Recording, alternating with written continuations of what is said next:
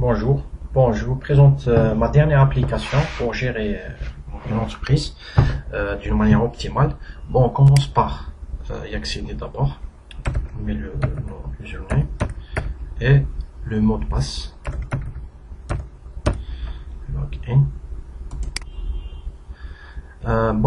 Cette application permet de gérer les ventes, les clients, les achats, les fournisseurs et les stocks et les produits, bien sûr. Stocks, products, c'est-à-dire les stocks, c'est-à-dire les entrées, les sorties et le reste en stock, et les produits, bien sûr, avec leur catégorie. Et là, elle gère aussi les paiements outstanding, c'est-à-dire les règlements des clients. Et là, les rapports permettent d'imprimer des rapports et des états, soit hebdomadaires ou mensuels, en fonction du besoin de l'utilisateur.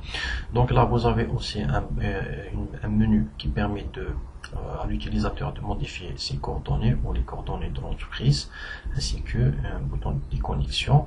Et là, j'ai intégré un petit moteur de recherche pour retrouver des éléments dans l'application. Voilà, donc on commence par l'explication de Sales. Sales, c'est la gestion des ventes, donc j'ai intégré deux boutons, Add Sales et View Sales. Add Sales, c'est d'ajouter, permet au client, à l'utilisateur d'intégrer une nouvelle facture, et View Sales permet de visualiser toutes les factures, et à partir de là, on peut supprimer ou modifier des insertions.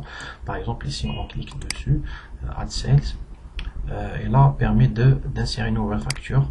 Voilà, et là vous avez la date qui s'insère automatiquement, et on peut la modifier en fonction de la demande du client. Et là vous avez le numéro de la facture. Par exemple, on va mettre un numéro différent, 014. Là, de préférence, il faut donner un numéro qui n'est pas encore affecté, pour ne pas avoir des doublons dans la base de données. Et là, vous avez Customers, c'est le nom des clients. Là, j'ai créé une base de données Customers pour insérer les clients, leur adresse, leur numéro. Et là, j'ai intégré un moteur de recherche qui va retrouver facilement ces clients-là qui sont dans la base de données. Il suffit juste d'insérer le caractère qui contient ce client. Par exemple, je vais mettre un N, et là j'ai tous les noms qui contiennent la lettre N, donc il suffit juste d'insérer, et là vous avez l'adresse et le contact. Ensuite, dans le body, vous avez item, les articles. Aussi, j'ai intégré un moteur de recherche qui permet de retrouver facilement les articles. Il suffit juste d'insérer la lettre cet article contient. Et là j'ai le laptop HP Pavilion, par exemple, je l'intègre, et là j'ai la quantité. Bon, ici j'ai intégré une instruction qui permet de calculer automatiquement le total en multipliant le prix fois la quantité. Et là j'ai le stock disponible, donc là c'est qui s'actualise en fonction des insertions. Donc à chaque fois que je valide une facture, le stock diminue en fonction de la quantité demandée.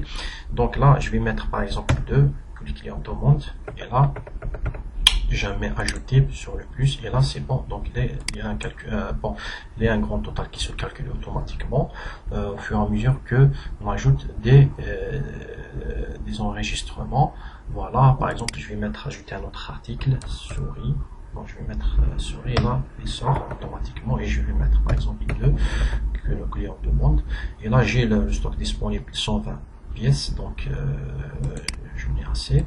Voilà, et là vous avez le grand total, et là j'ai intégré la remise en pourcentage ou en montant. Donc il suffit juste de mettre le pourcentage de la remise 2, et là il va calculer automatiquement le montant de la remise. Donc il va multiplier 0,02 fois le grand total, et là j'ai 3022.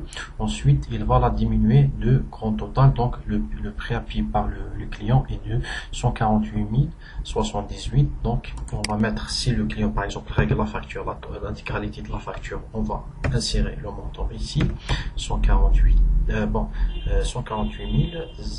078, et là c'est bon, donc la balance est 0, donc le client a réglé toute la facture. Et là vous avez le mode de paiement, soit en chèque, soit en cash, c'est en fonction de mode de paiement du client. Donc là j'ai mis un other parce qu'il y a d'autres modes de paiement, c'est par exemple le virement, d'autres si on a d'autres, voilà.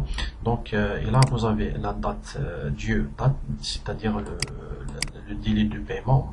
Bon, là, j'ai mis que j'ai supposé que les clients vont payer la totalité de la facture à l'achat, donc je n'aurai pas de mettre une date ultérieure. Voilà, et là vous avez, j'ai inséré deux champs. Le premier champ, c'est la valeur de la TVA en pourcentage, et là vous avez le nom de la taxe. Voilà, donc le type de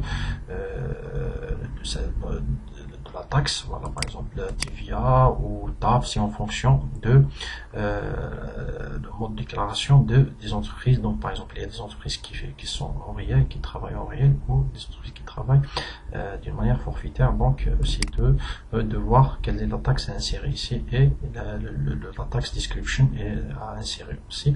Donc là vous avez le bouton add, il suffit juste de cliquer dessus, et voilà, vous avez ce message là qui est indiqué, qui s'affiche. Voilà, indique que la facture est enregistrée dans la base de données et avec la référence. Et là on peut même la visualiser sur le bouton View Sales. Donc là on peut même l'imprimer aussi si le client le demande, bien sûr. Voilà, Print Voice, et là je vais mettre la référence de la facture. Voilà, 014 show, et là j'ai la facture qui s'affiche devant moi avec les produits et leur prix unitaire, ainsi que la quantité, les montants et le total à payer. Et là on peut même retrouver d'autres factures si le client par exemple veut imprimer des anciennes factures. Il suffit juste d'insérer le numéro de la facture ici, et là pour l'imprimer j'ai intégré un autre bouton pour print this page une fois vérifié, et là j'ai inséré un petit logo, bon, de rentrer comme un peu de... Là, c'est à l'entreprise d'insérer son logo. Voilà. Moi, là, j'ai intégré aussi la date d'achat, le nom du client. Voilà. Donc, on revient à la page d'accueil. Donc, et la même chose pour Purchase et Supplier. Là, on visualise les factures d'achat. Et là, c'est pour gérer les fournisseurs, leur nom, leur adresse et tout.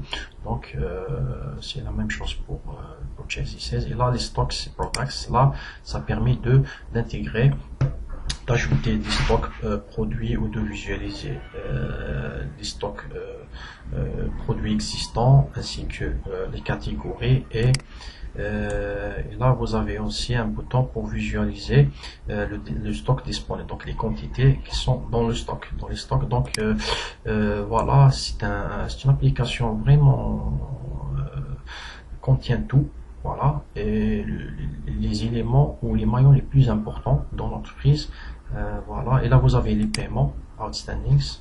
Là, ça permet de gérer efficacement les règlements des clients, voilà, qui font des paiements différés. Et là, j'ai mis un bouton pour reports.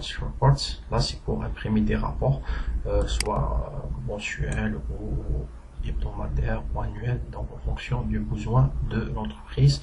Là, il suffit juste d'intégrer l'intervalle de date et le type de rapport que l'utilisateur veut imprimer. Il suffit, donc là, il faut intégrer les dates et de cliquer sur le bouton Show pour visualiser le rapport. Donc vous avez Sales Report, Purchase Report et Purchase Stock. Donc c'est en fonction de besoin.